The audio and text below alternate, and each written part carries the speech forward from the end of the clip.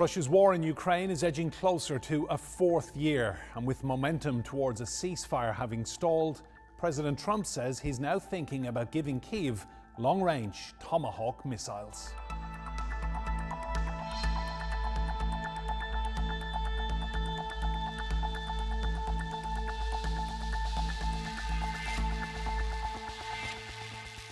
Hello and welcome to a special edition of Roundtable. I'm Enda Brady and I'm here at the London residence of Russia's ambassador to the United Kingdom, Andrei Kelin. Hopes of a ceasefire in Ukraine have stalled in recent weeks, and now in frustration, President Trump says he's thinking about sending long-range Tomahawk missiles to Kyiv that would be capable, theoretically, of striking Moscow. How would Russia respond? What would President Putin do? To answer those questions and more, I'm joined by the Ambassador himself. Ambassador Kelin, welcome back to Roundtable. We really appreciate your time today. Tell me, President Trump has said that he is thinking about giving long-distance Tomahawk missiles to Ukraine, which will be capable of striking Moscow. What is the Russian reaction to this? We do not yet have a complete reaction because we do not know what will be the decision of President Trump. He is playing a new card in this political game. What I can say about these cruise missiles, we know it since I would say, end of 80s during the strategic talks negotiations, and we know this system perfectly, and we know how to deal with it.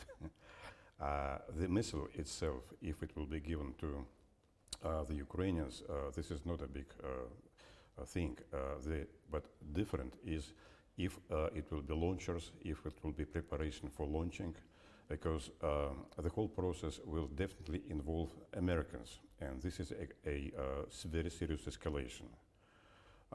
Besides, this type of a missile has been also done in a nuclear variant, so you cannot tell whether it is nuclear or conventional one. So that is, it will not be a game changer, definitely, since the quantity of this missile will be small. It will not change the situation in the battlefield, but of course we will have to react very seriously towards this escalation and towards direct involvement of American military people into the process of launching them. Dmitry Peskov, the Kremlin spokesperson, says this is a very dramatic moment, what Trump has said, and he says tensions are escalating. Dmitry Medvedev says that the delivery of this missile could end badly for everyone, and most of all for Trump himself. So you're taking this very seriously. Yes, we do. We follow what is being said in the White House by different spokesmen. We still do not understand the aim and the goal of this eventual transition or non-transition. We should better understand what is the intention, since everybody is saying that there is no intention to escalate. But it is definitely, of course, as I have said, will mean very new level of escalation of it. What would be the Russian response if a Tomahawk missile were fired? Hypothetical discussion. But you must have an idea, Ambassador. I will not go into that. I will just orient. It will not improve the situation, neither on the battlefield nor in political sense. But I can imagine that the mediation efforts will be now, I would say, set aside, but it will be a new picture new political picture on the table, which we will have to deal with. If we go back to August, when President Putin traveled to Alaska to meet President Trump, there seemed to be momentum towards a ceasefire. There was a lot of positive talk. All that has gone away. It seems to have evaporated almost. Is that fair to say? What we got in Alaska, that was a very good conversation between two presidents, and actually they have come to a certain joint vision of how conflict can be wrapped up in that sense. And there were some difficult things, there were some easy things, but anyway, a common vision is important on it. The way I understand it right now is that this common vision has been brought for attention of Ukrainian government, President Zelensky, and they rejected it. So now I wouldn't say that we will restart from the scratch, but we will have to continue these efforts I can say that contacts continues on the working level in a different ways, although we do not have a advancement in political process. Things are still on the battlefield being resolved. You know that we continue advancement. Every day we are keeping new villages, new square kilometers on the ground, and of course it's a slow process, but it continues. The Russian view is then that you are open to talks about peace still, but you will keep fighting until you get what you want. We are not only open to talks, but we stand for diplomatic resolution of the conflict. But this resolution should be long-term, should be resilient, should be strong, involved. Our interests should be taken into account, and all neighboring countries. Immediate ceasefire, which will not bring a complete resolution to the problem, comprehensive solution, this is what we seek for, is needed.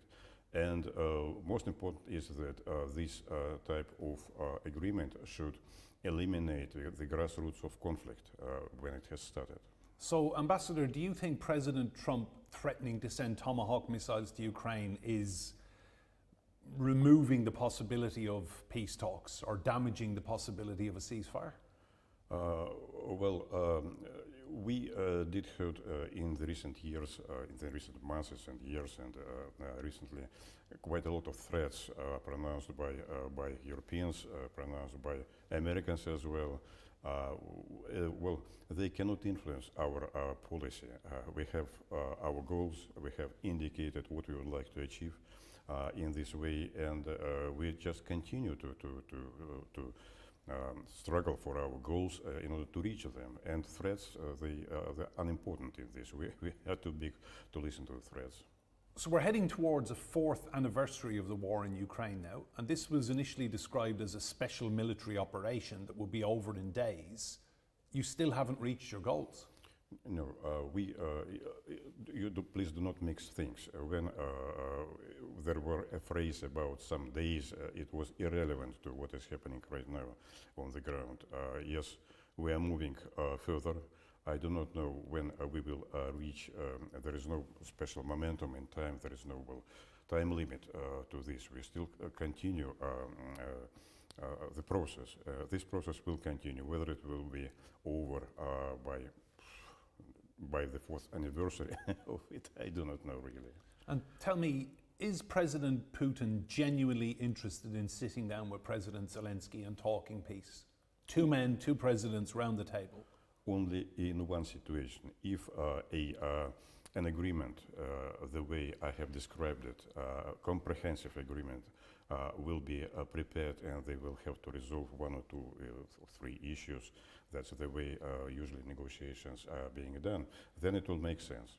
If President Zelensky wants just to have a photo opportunity to say, and then after that he will say, I said to President Putin everything what I think about it, then of course it doesn't make any sense, and we will abstain from that. So any meeting, let it be trilateral with President Trump or bilateral with Zelensky, it should be very carefully prepared, and it should bring results, serious results, which once and forever.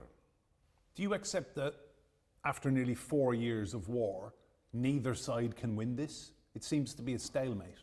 No, I don't believe a stalemate. It is the recent trend in the Western newspapers and UK newspapers is trying to single out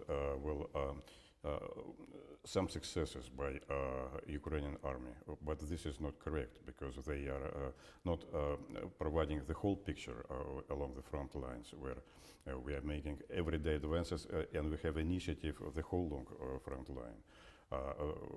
This idea that Ukrainian has some local successes, it is just to raise some spirit in Ukraine, and especially among Europeans, so they will not abandon the efforts to continue to finance this war, to continue to provide armament, which is only prolongs makes it longer and continuation of the conflict. There's nothing else.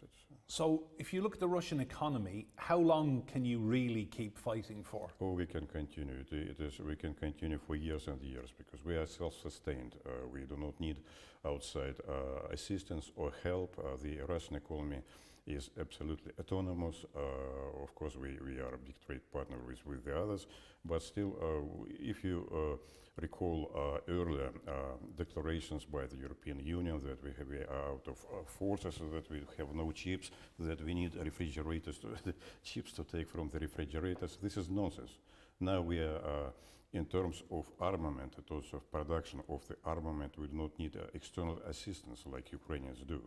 We do not need finance. We have internally everything, all resources are here. Of course, nobody would like to have to continue it until not 2035 or something else, but we have to achieve the goals that has been set up. Otherwise, there is not much of a sense in what has already been done and what we continue to do. And as we head into another winter of war, what do you think needs to happen now for a ceasefire to be in place, say, before the turn of the year? No, it's very easy. As soon as Ukrainians will be cut off of arms supply, the continued supply of armament and systems and all of that, I think that it will be just a matter of weeks, perhaps months. They are totally depend on the outside supplies. And do not forget that we have now to deal with the whole NATO, not only with Ukraine. Why is it so slow, or just does not bring immediate results? But we have to deal with the whole NATO, with the whole system. And this is a very mighty system, in fact. It has a lot of money, a lot of armament, a lot of habits how to wage the war. Otherwise, Ukrainians will surrender very quickly. Ambassador, you mentioned NATO. That's a good point to talk about some drone incursions, allegedly Russian drones breaching Polish airspace. There were claims in Denmark and Norway that their airports were disrupted by drone activity, which people believe is linked to Russia. You were summoned in for a dressing down by the UK government over this. What's your take on the drone incursions? Well, Andy, it makes sense only to discuss this episode relevant to Poland, because neither Norway nor Denmark, they did not provide any evidence that they were from time to time, as far as I recall, the Prime Minister of Denmark was mentioning that she does not exclude the Russian involvement into that, but there was no evidence, no characteristic of the drones that has been seen above the airfield over there, nothing else. But as for Poland, we do understand that these were unarmed drones called Herbera, and these are decoys. It is not a battlefield drones, decoys. As I had a chance to explain it already also to the Foreign Office, that these decoys, Herbera, they are numerous. They are just flying into Ukraine and then falling down. So you can assemble this type of drone. So they are Russian drones, yeah? They're Russian drones. The samples that we have seen and produced by Polish people looks like, might be. But we suggested direct consultations by the specialists to Poland. They did not respond to our proposal. Instead of that, they turned to NATO once again, and this is senseless just to discuss it with the others, but not to discuss it with us. If they will be interested to do this with us, then we will provide the necessary explanation, because these drones cannot fly such a long distance in order to reach Poland from the Russian territory. So what was the purpose of decoy drones flying into Polish airspace? Was it an accident, or was this deliberate provocation by Russia? As I have said, there is no possibility that it flies from Russia into Poland, because the distance is too long. But there is a possibility that it has been, this has been done by Ukrainian forces. They have a possibility to redirect this type of drones in a different So you're saying that Ukrainian so forces jamming, hijacked or jammed these drones to provoke a conflict? Well, there are two possibilities. Either this is a product of jamming of the drones that were flying into direction of Ukraine, or there is a deliberate attempt by to make a provocation in order just to escalate, to give some oil on the flame in this, to warm it up and these discussions. People in Poland are very concerned about Russian military activity, and given the history between what was the Soviet Union and Poland, Do you think they're right to fear Russia? Polish people, are they right to fear Russian military activity? Well, we have, as President Putin has repeatedly saying that we have no intention to attack any NATO countries. Unfortunately, his words are being missed in reporting about any event when he is saying like they do not hear it. They just pass it over their ears, and I understand why, because the current policy line cannot include this type of statements. The policy line of the European countries now, of NATO countries, is to rearm, to expect a threat from Russia, and they even put some timelines when Russia may make an attack against NATO countries. We don't have a single intention to do that. Our problem is Ukraine, of course, and of course the efforts to support Ukraine. We hear now that there are voices in Ukraine that let us make an immediate ceasefire, then get some 5 years more, and then once again to attack Russia. So that's the real intention, what some heads and some prominent figures in Kiev are thinking about. So they do not think about terminating it, about overall settlement and about peace with it. So we still hear very militant and aggressive voices over there. But you do understand they want their land back. They want Donetsk, they want Luhansk, they want Crimea back. These territories historically was always incorporated, was always part of Russia, and the desire to have it back. First, of course, it is impossible to think about it since it's part of Russian Federation accordance now with our constitution. So there will be no change in it. Ambassador, going back to the drones, so you were summoned by the UK government. I've always been curious when an ambassador is brought in, if there's an incident, what did they say to you, or how did you react? Were you surprised? Me? Surprised, or them? No, I just provide an explanation to them, and the way I'm doing it now to you. An explanation is clear, and I think that they have taken up this explanation. They have said that they, as I understand, they do not have any evidence or anything to back up this accusation of us. So it is just an incident, and one should not exaggerate the significance of the incident. The military activities is going on along very long border. It is 1,200, if I'm not mistaken, the border is, and of course things are flying here and there, and to some it seems to be dangerous. Of course, some would like to protect it against them. That is all. It is a concern, yes. There is a concern that it might happen. We deal it on a daily basis with Ukrainian drones, for instance. Did they ask you to apologize?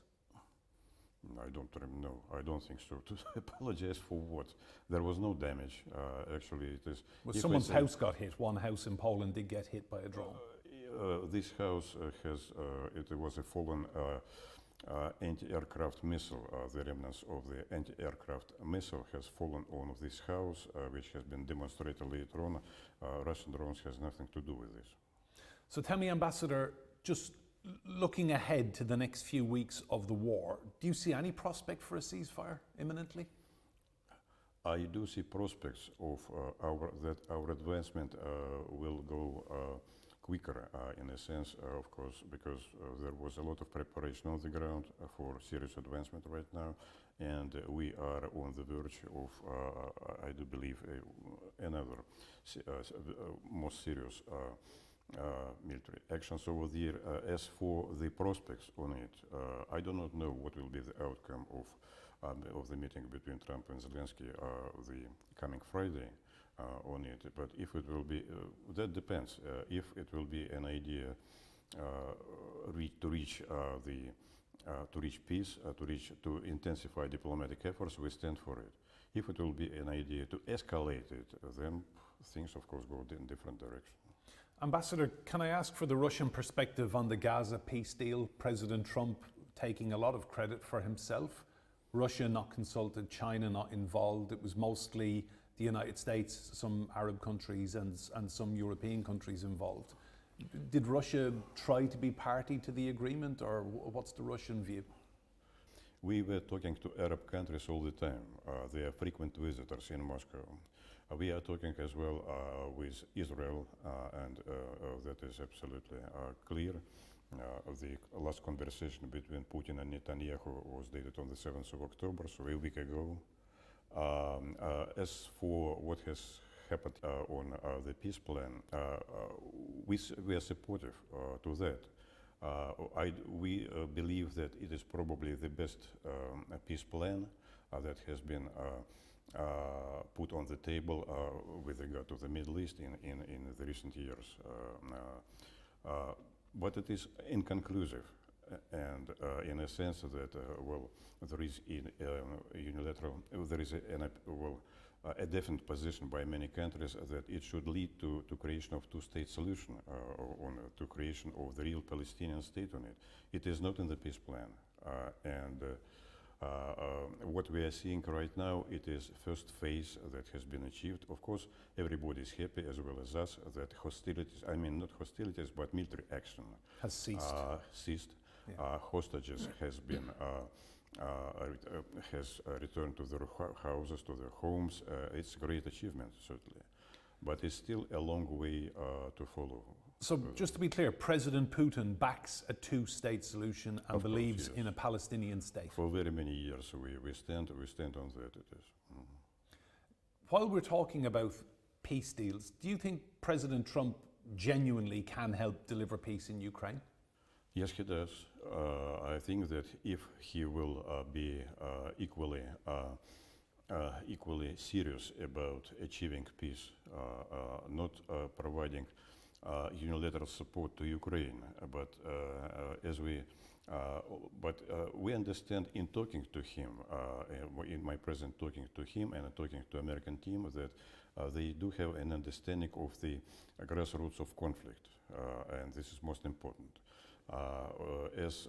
When they talk, it is a conversation. This is not just an imposition of certain rules. He listened. I mean, President Trump. He makes his conclusion, and our understanding is that he understands. Our view is that he understands the situation much better than all his predecessors on this position, and the American team is interested in reaching solutions. As they say, well, if two big powers has agreement on certain issues, it is important to get a positive side of it, to work on that, to continue to. If we have disagreement, then it is not a confrontation. We should not go into confrontation. We should find a solution to this problem and to deal with it. Ambassador, just one other issue in Europe I really want to get the Russian perspective on. There were elections recently in Moldova and Czechia, formerly the Czech Republic. There were allegations of electoral interference by Russia, social media, misinformation, pushing pro-Russian candidates. What's your view on those allegations? We cannot accept these allegations, especially with regard to Moldova. I have never seen anything about Czech Republic that we got involved, but in Moldova it's a totally different thing. Absolutely, it is topsy-turvy because European Union has thrown a lot of money to Moldova. First thing, the visitors from the European Union, all these visitors, they have of course played a role in it, in supporting current political parties, pro-European one. And then there was absolutely nonsense what concerns the electoral process over there. And it is well known, I think, that in Russia, well, in Italy, the 200 polling station has been arranged over there. And there are not only a lot of Moldovans over there.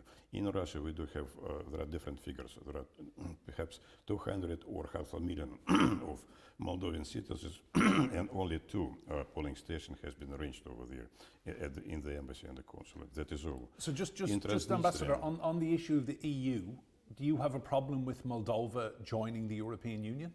I hardly imagine that Moldova can join European Union in the future, in the current future. It is the poorest country in Europe at all.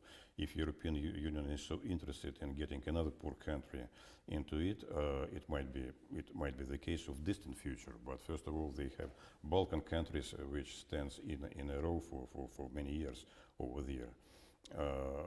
No, I think that it is most important for European Union was to support this political party that is losing its significance because of poor economical results, of many other things, and of course elections were distorted totally by pro-European. So just to be clear, Ambassador, final point, you say there was no electoral interference by Russia in those elections?